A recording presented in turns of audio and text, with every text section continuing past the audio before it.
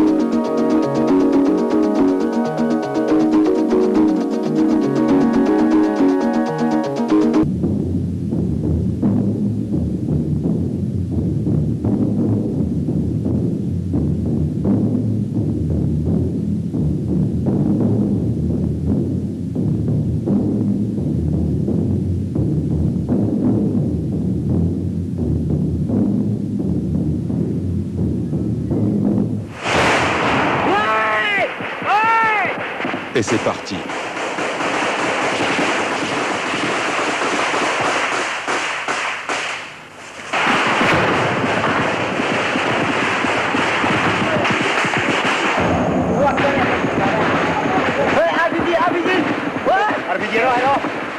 L'ennemi est à quelques mètres, choc frontal, pendant qu'un groupe de commandos déborde et essaye de prendre à revers les Birmans.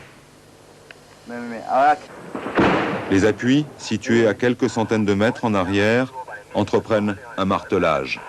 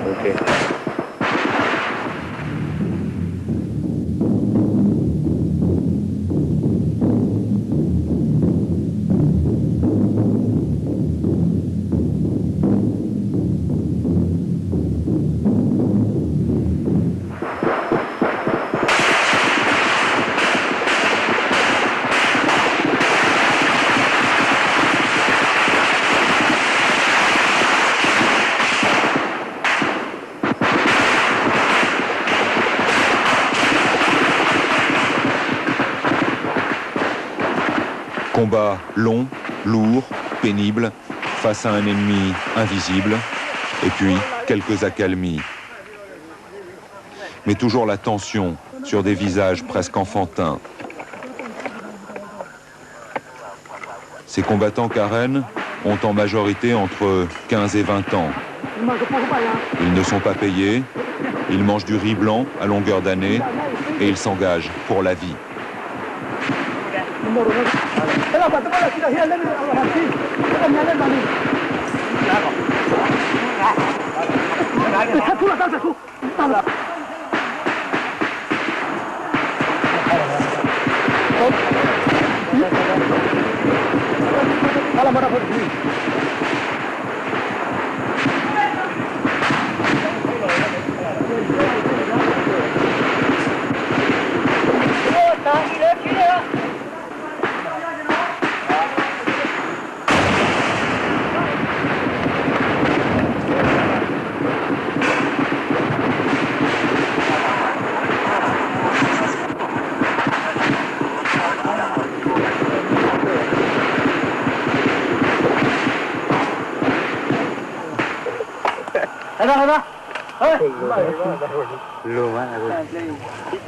L'armée Karen est parfaitement organisée. Elle compte 15 000 hommes sur un front de 600 km répartis en 7 brigades. Chaque commandant de brigade gère d'une façon totalement autonome ses troupes. Beaucoup d'officiers supérieurs Karen étaient officiers dans l'armée anglaise. Certains d'entre eux ont même participé aux combats en Europe en 1944. Les mariages dans cette armée sont très rares. La famille serait automatiquement prise.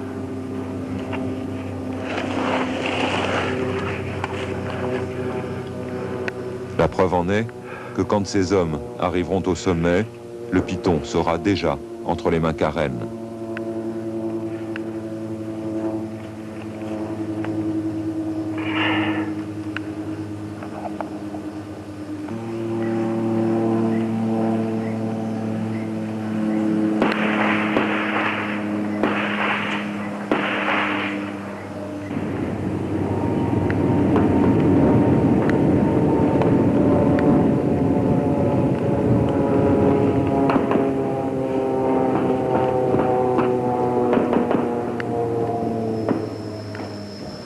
Le moral de l'adversaire baisse.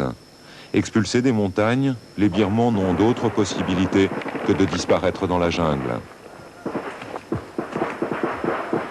Dernier repérage, avant l'ultime assaut.